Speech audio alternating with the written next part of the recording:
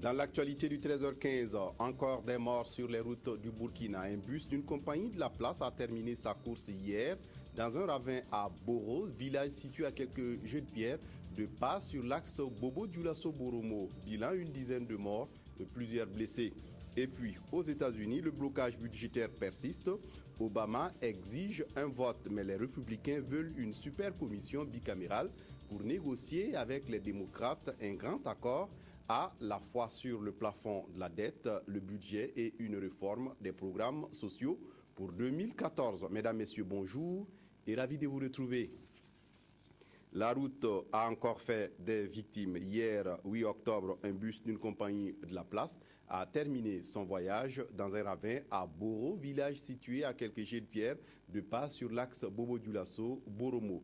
Bilan, une dizaine de morts et plusieurs blessés. C'est une panne technique qui serait à l'origine de l'accident. Constat avec Karim Sissé. Boro, village situé à quelques kilomètres de pas sur la RN1, un quart d'une compagnie reliant Bobo à Ouagadougou, y a fini sa course. Le car a quitté Bobo à 11h pour la capitale politique avec à son bord une soixantaine de personnes. Selon les informations reçues sur place, l'accident se serait produit aux environs de 13h. Ils sont démarrés avec sensiblement une soixantaine de personnes sur 70 places. Les causes pour le moment, selon le chauffeur, c'est peut-être, selon lui, c'est dû le fait que la direction était bloquée, selon les termes qu'il a utilisés. Donc pour le moment, avec peut-être l'enquête, on verra vraiment quelles étaient les véritables causes de cet accident. 9 morts sur le champ, 1 en cours d'évacuation et de nombreux blessés, c'est le bilan de cet accident. On a eu 17 victimes au total qui ont été évacuées avant l'arrivée des secours sur place ici, dont une victime évacuée au CMA de Boromo et 16 victimes évacuées au CMA de Pa. Des 16 victimes évacuées au CMA de Pa, il y a 5 qui sont en cours de transfert au CHU Souro-Sanou de Bobo-Dioulasso. Et sur place ici, on a dénombré 9 victimes décédées. Actuellement, nous sommes à 10. Il y a eu 9 sur place, du coup quoi.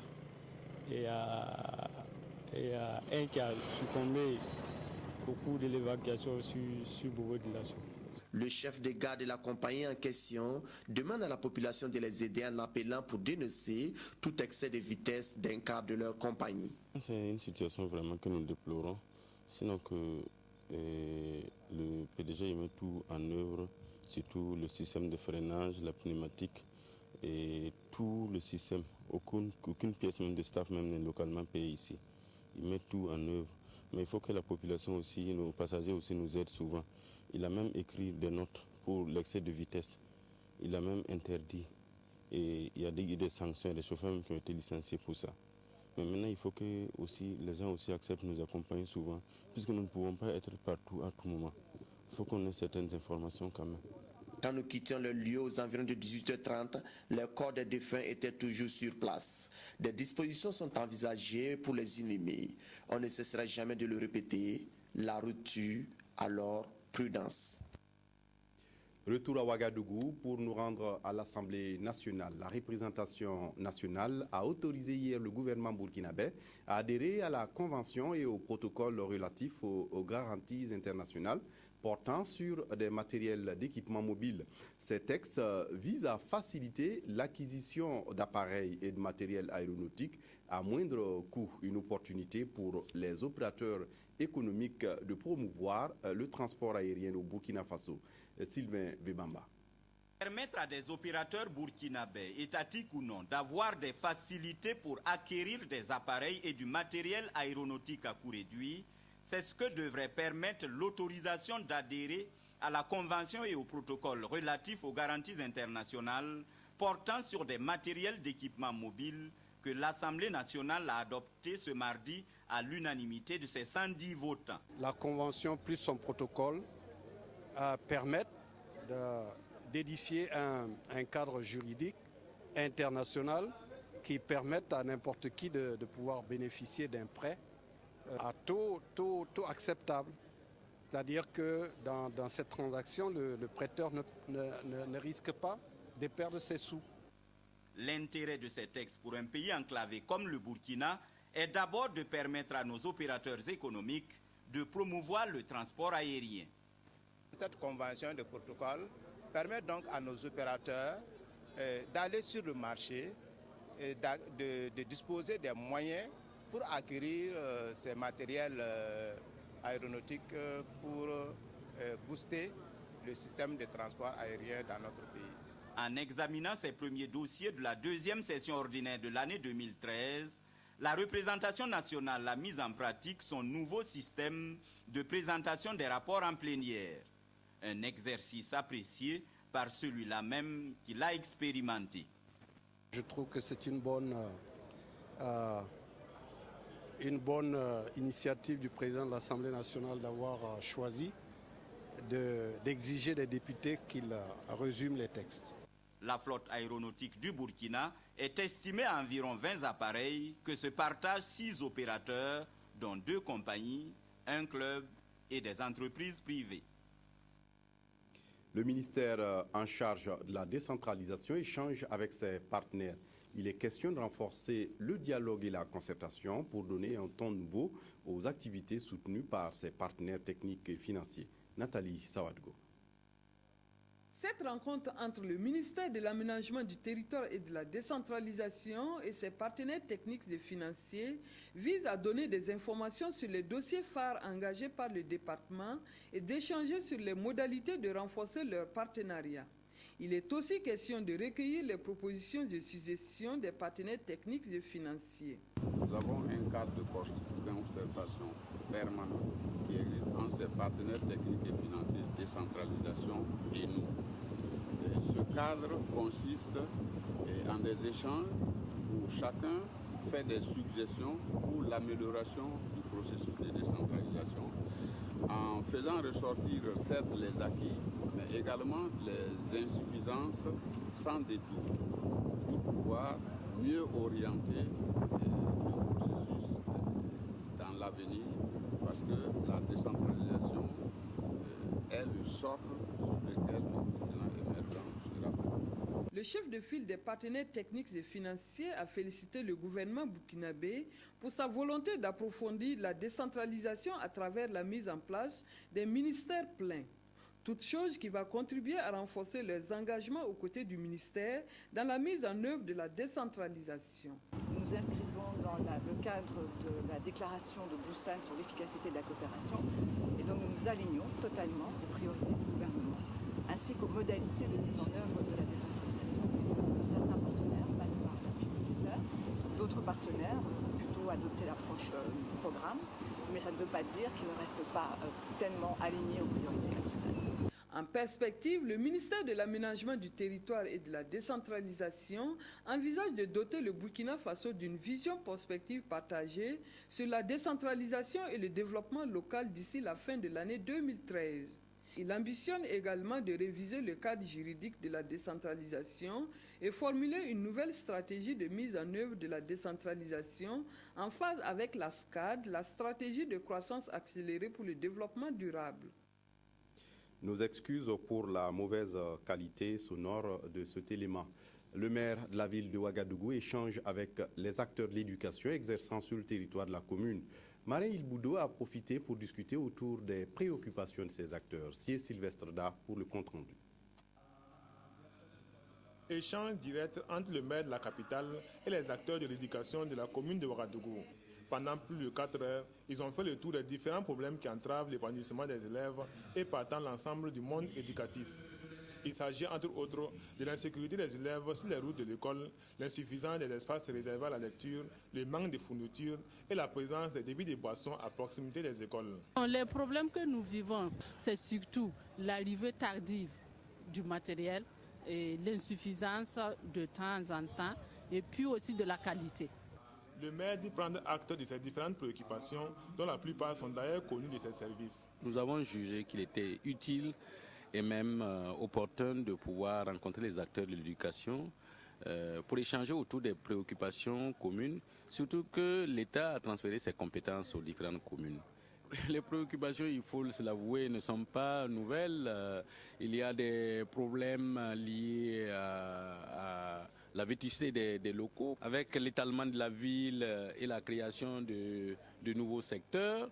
La ville a un besoin en termes d'équipement éducatif. En ce qui concerne l'insécurité des élèves, Marin Kazimi Ilboudo demande l'implication des parents pour une meilleure éducation civique. Et pour ce qui est de l'installation des débits de boissons à côté des écoles, le maire assure. Des dispositions sont en train d'être prises pour mettre fin à ces actes dans un meilleur délai. Les religieux coutumiers du Burkina Faso s'engagent pour une sexualité saine et responsable des jeunes. Ils viennent de valider un référentiel de communication sur l'abstinence sexuelle, la chasteté et la fidélité réciproque. Il s'agit de nouvelles stratégies pour lutter contre le sida et les maladies sexuellement transmissibles. Nathalie Sawadgo.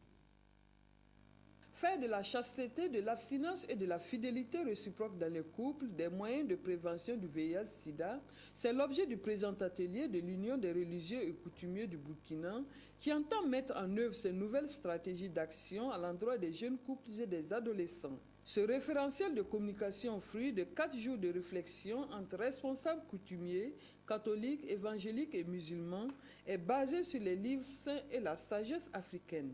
Dans le cadre stratégique court qui court, il y a un domaine d'action prioritaire qui a été dégagé exclusivement pour la promotion des valeurs éducatives et morales. Donc c'est dans l'accomplissement de cela que nous avons élaboré ce document avec les 4 communautés. Ce matin donc constitue le couronnement donc, de ce document-là, donc sa validation. Ce document va servir donc de sensibilisation et de plaidoyer de toutes les communautés à la base au sein du pays. Les religieux et les coutumiers ont un poids dans la société. Et pour cette raison, ils ont un grand rôle à jouer pour la promotion des valeurs morales et éducatives au niveau de la jeunesse, selon Alice Sanon, représentant le Comité national de lutte contre le sida. L'Union des religieux et coutumiers du Burkina pour la santé et le développement bénéficie d'un appui des partenaires techniques et financiers tels que l'UNICEF, le ministère de l'Éducation nationale et de l'alphabétisation et le secrétariat permanent du Comité national de lutte contre le sida. Une page entretien dans ce journal. Je reçois M. Dorothée Sosa, professeur agrégé des facultés de droit, professeur titulaire de droit privé, ancien ministre et secrétaire permanent pour l'Organisation pour l'harmonisation en Afrique du droit des affaires. Bonjour professeur. Bonjour M. Kindo. Et merci de venir nous parler de l'OADA qui fête à Ouagadougou ses 20 ans. L'OADA, c'est quoi? Alors, comme vous venez de le dire, c'est l'Organisation pour l'harmonisation en Afrique du droit des affaires.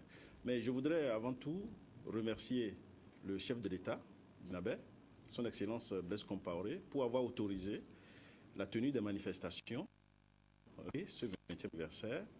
Je remercie également le gouvernement pour toutes les mesures qui ont été prises pour faciliter l'arrivée des délégués des États et pour le démarrage effectif des activités demain matin. Alors, l'OADA a été créé il y a 20 ans, parce qu'à cette époque-là, pour beaucoup, on peut se souvenir, nos États avaient des difficultés en matière économique. Et on s'était rendu compte que pour changer la situation, il faut des investissements. Et ce qu'on a également diagnostiqué, c'est que le droit qui était applicable dans nos États n'était pas adapté. Nos justices n'étaient pas très crédibles. Donc il fallait changer la situation. C'est pour cela qu'on a créé l'organisation, pour prendre les textes qui vont accompagner les milieux d'affaires, les activités économiques, et également pour gérer les conflits qui entourent les activités économiques. Et ce travail a été fait et se fait depuis donc 20 ans. Je crois que les résultats sont là. Aujourd'hui, nos pays sont fréquentables. En 1993, il y avait l'afro-pessimisme.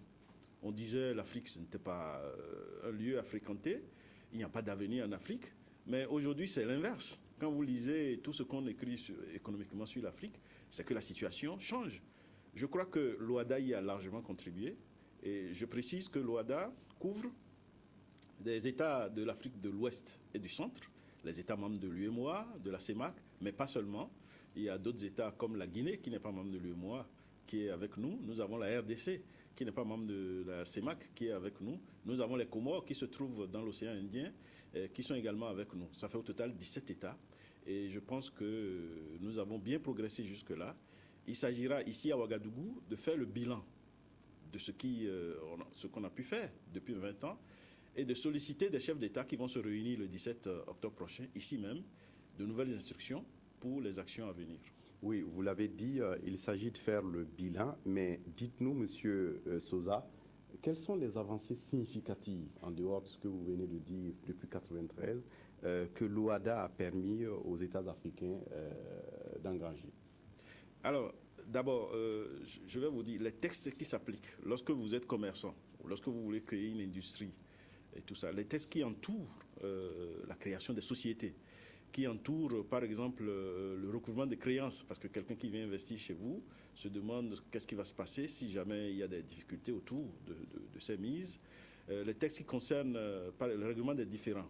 Nous avons au sein de l'OHADA créé l'arbitrage et on en a fait un mode très important de règlement des différends. Nous avons surtout une cour qui s'occupe d'appliquer le droit OHADA et en même temps d'administrer l'arbitrage. Alors, ce n'est que des exemples que je donne par là. Plus généralement, pour parler, on a pris des textes qui couvrent l'essentiel du fonctionnement des entreprises. Et depuis leur création jusqu'à leur dissolution.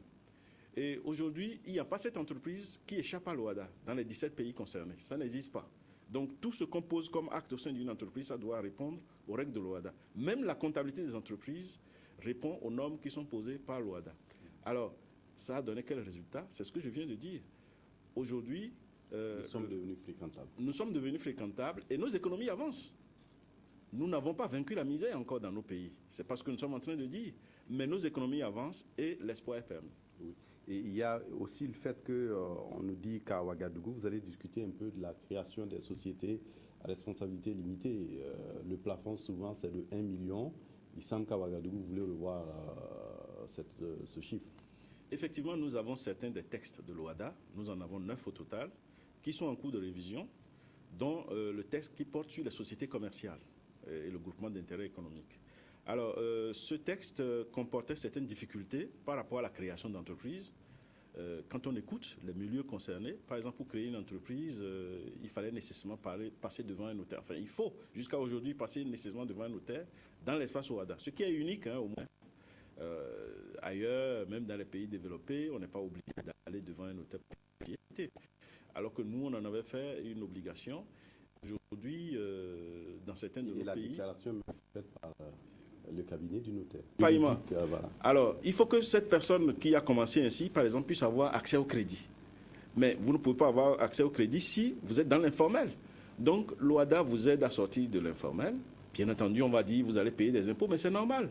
Maintenant, il appartient à l'État de faire en sorte que l'impôt ne soit pas dissuasif. Et je crois que nos États ont conscience de cela. Donc, il faudrait que ces personnes puissent avoir accès au crédit, qu'ils puissent avoir accès à la sécurité sociale et ne pas persister dans une vie précaire. Donc, ces préoccupations sont prises en compte par le droit OHADA. Il faut l'expliquer aux gens, parce qu'il ne suffit pas de prendre des textes. Les textes-là sont destinés à nos populations, à monsieur tout le monde, à madame tout le monde. Il faut que ces personnes viennent savoir quelle partie, quel profit elles peuvent tirer donc, de ce qui leur est offert à travers le droit OHADA. Et le clou de la manifestation, c'est le 17 avec la commémoration de l'anniversaire, mais aussi avec la rencontre au sommet des chefs d'État. Voilà, c'est le clou de la manifestation. Parce que comme je viens de le dire, il faut que nous rendions compte à nos chefs. Qu'est-ce que nous avons fait? C'est eux qui ont décidé de créer l'OHADA. C'est eux qui nous ont confié la tâche de faire ce que nous faisons. Il faut maintenant leur rendre compte, après 20 ans, pour leur dire voici où nous sommes arrivés.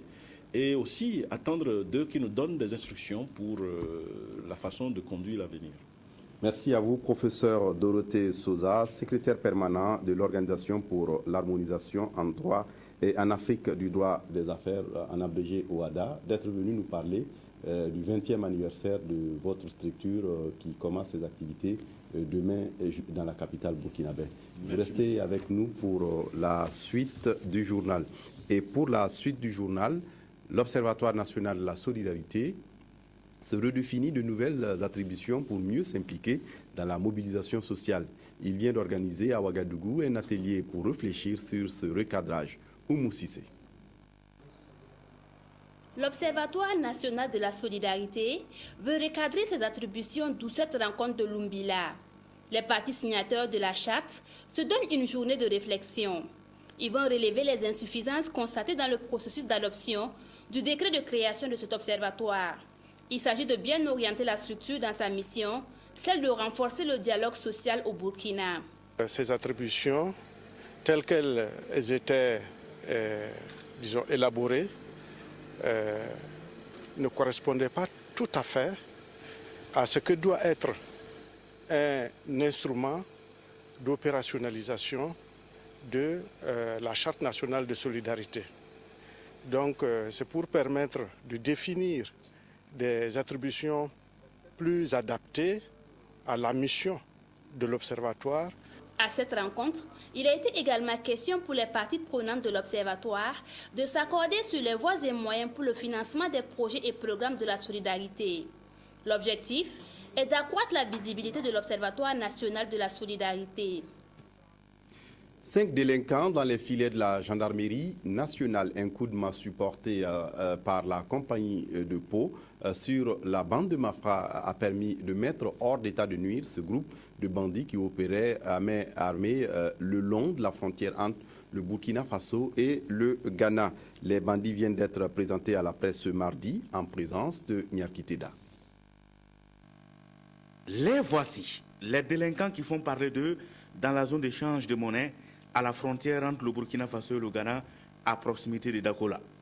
C'est à une quinzaine de kilomètres de Pau dans le Naouri. Au nombre de 6, un est toujours dans la nature et les 5 autres méditent sur leur sort dans les géoles de la brigade territoriale de gendarmerie de Dakola. Les derniers forfaits remontent au dimanche 22 septembre 2013 aux environs de 11h dans le village de Paga, en République du Ghana et faisant frontière avec Dakola au Burkina Faso. Toutes les brigades de la zone ainsi que le peloton de surveillance et d'intervention basé à Pau, qui est l'outil du commandant de compagnie, ont été mis en branle. Voilà.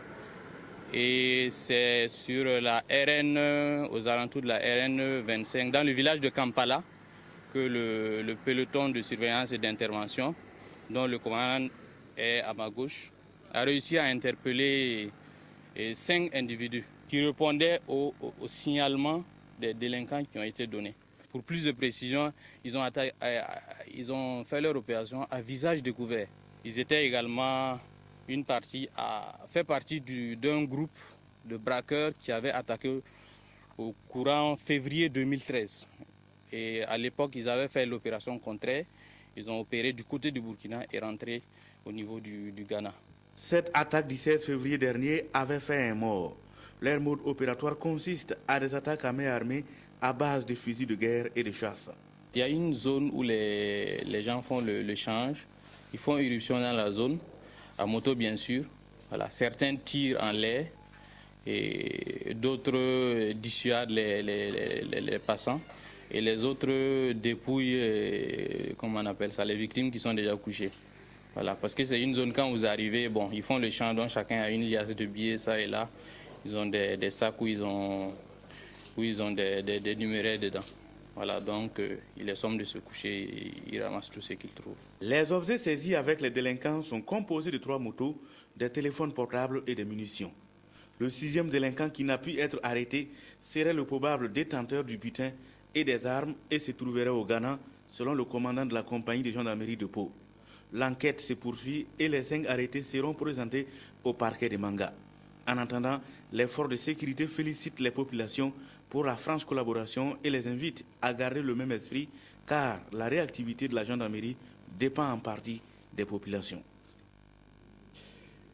À l'étranger, aux États-Unis, le blocage budgétaire persiste. Obama exige un vote. Les républicains veulent une super commission bicamérale pour négocier avec les démocrates un grand accord à la fois sur le plafond de la dette, le budget et une réforme des programmes sociaux pour 2014. La Maison-Blanche a répondu qu'elle mettrait son veto à cette mesure de programme public de retraite, de santé pour les plus de 65 ans et pour les plus démunis, étant cette fois dans les viseurs des républicains. Après le tremblement de terre et le tsunami qui ont frappé la région ce mercredi 9 octobre, 6 travailleurs ont été expulsés et exposés à une nouvelle fuite d'eau radioactive, a annoncé l'opérateur du site Tokyo Electric Power, TEPCO, qui impute l'incident une fois à une erreur humaine. Par suivi, très bonne suite de programmes sur la RTB. Au revoir.